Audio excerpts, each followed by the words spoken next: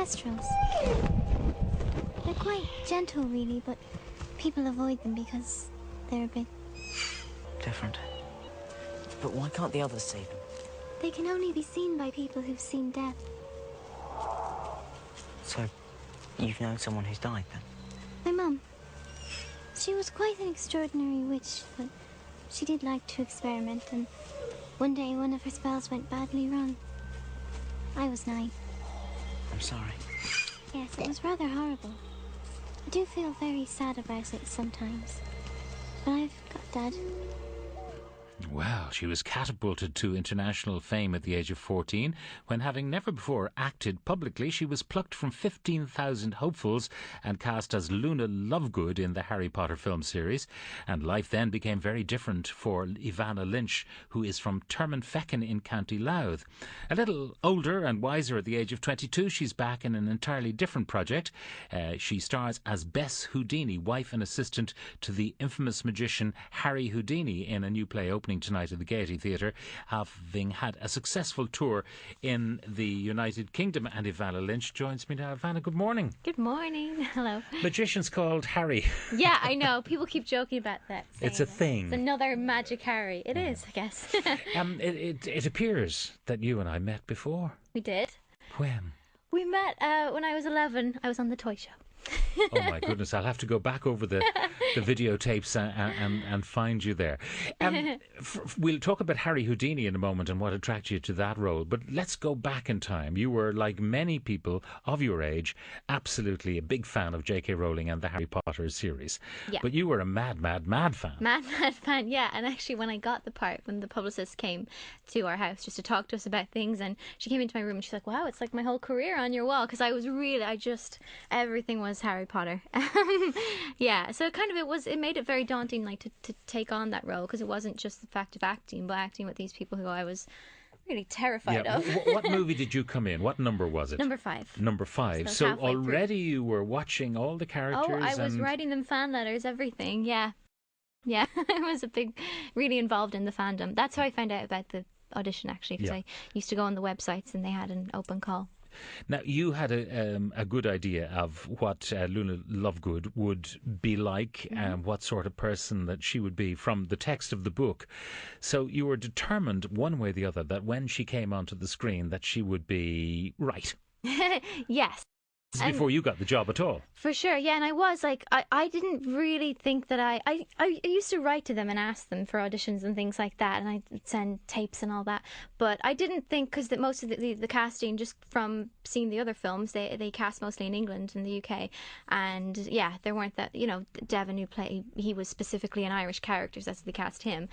So I didn't really have much hope. But then I was very protective about the character and wanted her to be right. And then when I did get a chance to audition, like I was very shy, and you even you can see it when I do interviews. When I was 14, I was so shy, I couldn't really speak properly. And then but despite that, I just felt like I know this character so well, I know how to do her, and it kind of gave me a confidence that I didn't have for anything else. Who was it said about you? Some of the other auditionees on the shortlist could play Luna Lovegood, but you were. That was David Heyman, yeah, he said that. Yeah. Tell me about going for the audition, because, here are you've no track record really, you have burning ambition to do it. So you say to your parents, I want to audition for this, I've seen it on the web. What was the reaction? Skepticism, I think. My mum was very because I was so obsessed with it, she kind of didn't want me to be heartbroken and disappointed. And I was at school, so I was only in second year at the time, so they were kind of like, no, keep focused, and they're teachers, so education is priority. But yeah, my mum was really cautious about it, but my dad was kind of like, oh, take a chance, he's a little more reckless, I suppose. And yeah, he agreed to, because I was only 14, didn't have any money, so he had to agree to pay the flight because it was in London, so he flew me over there. And yeah, it was spontaneous, and it was very quick, the process. It happened, so I heard about it from the point of hearing about it and getting cast in the film was about 2 weeks. So, 2 weeks. Yeah. So you had to persuade, first of all, Dad. Yes. So did Dad bring you over himself? Yeah, he did. Okay. And then what happened? How many hurdles did you have to get over? How many series of auditions? There was that big long audition where we had to wait for 4 hours and there was queues snaking up around the streets, and I had an audition with the casting directors there, and they kept calling new people into the room. So I was like, okay, this is getting serious. And then so that was one day. That was on a Saturday, and then they called me on the Monday and said, come in for a screen test to the studios. And that was with the director and with Danny Radcliffe, and that's when I got scared. That's when I started to freak out a bit. But yeah, it was just one audition, a screen test, and that was it. And that was it. And that was because in their mind's eye, you were her. And they were also starting filming 3 weeks later, so they had to. It was a bit of a rush. Cast, yeah. Now, how did it change your life? Because school had to go. No, it didn't have to go. I sat my junior cert the next year when the film came out, and I continued, did my leaving cert and everything. But you had to be tutored on tutored the set. on set, yeah, and kind of went back and forth between school and here, and it was difficult because they have a different system over there. Obviously, they have GCSEs, so you didn't have like the competition and the feeling that everyone else is doing the same thing. But yeah, I remember I used to struggle with it, and I enjoyed it so much. And the part of the experience of being on set is bonding with the other actors, and I didn't want to miss that. So my parents, like, they were good about it. Like, obviously they really helped me with work and everything, but they said, you know what, Harry Potter's a once in a lifetime thing. Yeah. You can resit your exams, so enjoy that. Yeah, and you did, ultimately, you did the leaving twice, did you? Yeah, because the first time, that's what happened. I was like, it was the last film. Everyone else was finished school, and I felt really left out, and I don't know, I felt like I was studying the whole time. I was like, I'm not going to take it too seriously this year. I'm going to see it as a trial. And then, but I felt like, you spend your whole life in school. You want to make the most of it. You want to do as best you can. And I didn't feel I did my best the first time. So now, life after Harry Potter. I mean, you're living in LA now, is that right? I am, yeah. And why? Is just because the movies are there? Is that it? Yeah, well, I just wanted to. I did contemplate college, but I was kind of like, I want to work. I feel ready to work, and that's where I have a manager and agent out there. So I said I would try it, but I actually really miss home. I really miss home, and because I've done this thing has been traveling Houdini. In the past 4 weeks, we've been traveling around England, and I actually really happy here. Yeah. So because even being over there, you're so close and everything's familiar. Yeah. The same soaps that you used to watch are on the telly. Exactly, the same foods and everything. Yeah. Just you've got your comforts all around you. I've got used to it, but it's such a big place, and there's so many different types of people, and you just don't feel as safe, I suppose. And well, not having had stage experience and then going straight into a high-profile movie series, the idea of actually getting up on the stage and projecting yourself in front of real live people instead of a screen, how terrifying was that? Oh, I was really nervous about that, because actually during Harry Potter, it really, because I am soft-spoken, you even said stand close to the mic, but on Harry Potter, like, they knew that, and they kind of liked it. It kind of worked with the character, so they would put a microphone in my hair as close to my mouth as possible. So on stage I was like, wow, I'm not ready. I don't know the techniques or anything, but luckily, like, I kind of this show, it is touring. It's not West End. It's not like big producers coming in every single night. It has got good audiences, and we've got a lot of support, and people really like it, but it has been sort of a place to learn and to work on my craft, I suppose. And then there are a lot of other actors, experienced stage actors there, whereas they wouldn't have done much film. They've done a lot of stage, and they've been really kind and kind of helped you learn the craft as you go. Now, tell us a little bit about the show. You play Mrs. Houdini. I do, yeah. And Harry Houdini, I mean, he was surrounded by people who were sceptical of him. He was accused of being a fraudster and all sorts of things. What's the theme of the play?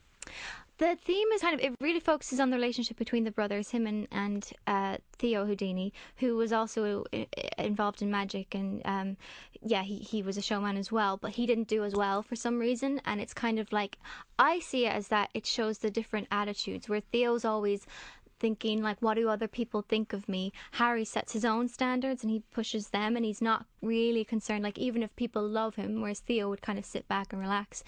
Harry is the one who's like, no, I didn't do my personal best. And it's just how their lives kind of diverge, and they get. And are there real live escapes on stage? I mean, yes, I know it's theatrical. It is. theatre, so it's not like it's not as much that there are some things, there are risks, but we're not really risking our lives in the way that Harry Houdini did. Sure. Yeah, Because you need the show to be on tomorrow night. yes, yes, and there, it's just like you can't have things go wrong. Like, say there's a trick that I'm involved in, and I'm very aware that like it's at the stage in the show where Harry's supposed to be slick, like nothing goes wrong with him, and I know if I don't do a certain thing, I've ruined the play basically, and it doesn't make any sense. So yeah, there's that kind of risk, and I don't know. I actually haven't seen them, and it's really funny with tricks. And we had some magicians in to kind of talk to us, and because Bess, his wife, she was his assistant, and well, they call it box jumper because apparently the assistant is always jumping up on things. So they have to be. I don't know where my train of thought was going. About being slick, being absolutely slick, and being taught how to do this thing. Right, and the thing is, the magicians, when they would come in and show us how the tricks were done, it's kind of like, oh, that's what they always say. They say the secret impresses no one, but it's about the showmanship. It's how you sell it. And so, like, I'm kind of looking at the trick, knowing how it's done, and being like, is this really that good? But other audience it's the members great are illusion, like, wow. Isn't that what it's all about? It is. What will you be doing after this? I mean, have you got a horizon there of the next job and the one after that? And the one after that? I don't at the moment, actually, because I've been on tour. I haven't been able to look at anything else. It's been a bit hectic. I would love to do more theatre. I would love to come back to Ireland and do theatre. The Abbey or the Gate, that would be amazing. And more film. But I do have a plan B. I teach yoga when I'm out there in America, so I just started that. So it's kind of like a compliment to it. I know you like reading. That's one of the things that I read about you, that you love books. Yes. But you're also something of a campaigner, aren't you? The Harry Potter Alliance. Yeah. What kind of issues have you been campaigning on? Yeah, well, the Harry Potter Alliance, I love it because I know the people involved, and I know exactly what they're doing, and I just love the message that they use, the messages from the books, and like just the inspiration from that, and they apply it to the real world, and they show basically, how political all the messages in Harry Potter can be, and it's really, and actually, I think you see a lot of like kids who are big fans of these books, and they're spending a lot of time on the web, and they've all this energy, all this love for the thing, but they don't, because the books and films have ended, they kind of don't have anywhere to put it, and that's where the HPA is coming in and being like, let's channel that into doing good. So they do a lot of things. They have this campaign at the moment called Equality for the Win, and that's like they're trying to get like equality in education. It's a lot of it is based in the States, and they're trying to expand it because that's where But same-sex marriage, for example, the campaign about LGBT, that. they're working on that as well. Yeah, and they had like they do things like when there was what was it? Some law was trying to be passed in the States, and I can't remember. There was like Prop something. I'm really bad with politics. I'm sorry, but anyway, they had they got all their staff to like making calls, and we're doing and just like trying to convince people, and the campaign. So they're politically active, and very much so. They choose issues that are relevant to young people, particularly, and people, as you say, who were fans of the books and the books. And there's one campaign that they do. It's like fair trade with chocolate, so they're trying to get all the Harry Potter chocolate frogs to be fair trade. Now, you yourself, you've spoken before, written before about body image and all of that. You had difficulties when you were younger, isn't that so? Yes. And it's funny. I remember I spoke about it about 2 years in an interview, and it was the feedback I got was amazing. And even now, like, because I'm doing these shows, you don't get to meet fans very often in person, but because I've been doing these shows, people come to Stage Door, and the majority of the letters I get are from girls who are like struggling with body image, and they say things like, just hearing your story helped me to be strong and fight back. And it's amazing how many people it affects. And I think, I mean, you were hospitalised at one point, isn't that so? Yes. Yeah. There's an extraordinary picture which I found on everything's on the web, of you actually getting a Harry Potter book signed from Eason's in, was it Drogheda? Yes. And it's a picture of you, which I have here somewhere, when you were just a little tot. Yeah. And you actually were let out of hospital to go get the latest Harry Potter book. Yeah. I was 11, and I was a big Harry Potter fan, but I was pretty ill at that point. But they made this arrangement that I could go and get the book. That was the 5th book, and that was the first book Luna was in. Which is an extraordinary thing, isn't it? It's cool. And I think Luna, like, I think it is kind of appropriate that I got to, play her. Well, I don't mean it that way, but I get a lot of letters from kids who've been bullied or have self-esteem issues, and because Luna, she does get that. She did get bullied, and she did have a hard time, but she kind of owned her weirdness or her eccentric side. It just kind of is inspiring to them. It turns out then that in a further twist, you had already written to J.K. Rowling, nothing to do with the movie, because that all came much, much later on, and she had replied to you. Yes. We actually, that's when we became pen pals, and she said that, and I remember being like, wow, J.K. Rowling's my pen pal. Yeah, I wrote to her because I, like, her, at the time I was really struggling with an eating disorder, but I loved Harry Potter, and it was the only thing that took my mind off it. And she, I just kind of wanted to thank her for everything, and she replied to that, and actually just imparted so much wisdom and really helped me. And it just, I wrote back to her, and she kind of kept writing back. And then I used to tell her how much, that's when Luna came along, and I told her how much she inspired me, and I wanted to be more like her. And yeah, and so and it really, that had absolutely nothing to do with getting the job. Yeah, and then when I went for the audition, I didn't have time to write to her and tell her, and it ended up the producers, they sent a list of all the new cast members to her, and she apparently saw my name, was like, that can't be. Could it be the can't same be. one? So she rang them and checked. Yeah. Wow, Funny, what an funny extraordinary story. thing. Anyway, you're enjoying the tour at the moment. That's the main It's a lot thing. of fun. And it's running in the Gaiety. It runs until this Saturday, the 12th of October. Tickets are available from Ticketmaster, and we actually have 2 tickets for tonight's performance. So if you're... Monday's usually a bit shaky, but...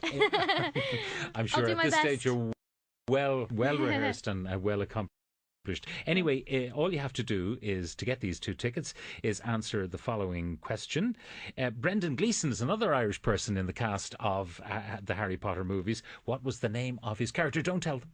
Don't tell them. If you know the answer, all you have to do is text a win along with your name and your answer to 53106. So 2 of our listeners will be at the show tonight and watching very carefully for that stunt later on in the show, which has got to be slicker than slick. Evan, it's been a great pleasure meeting you once again. Yes. It's been 11 years since we last met. Yeah. So there you go. But lovely having you on the programme. Thank you very much for joining us.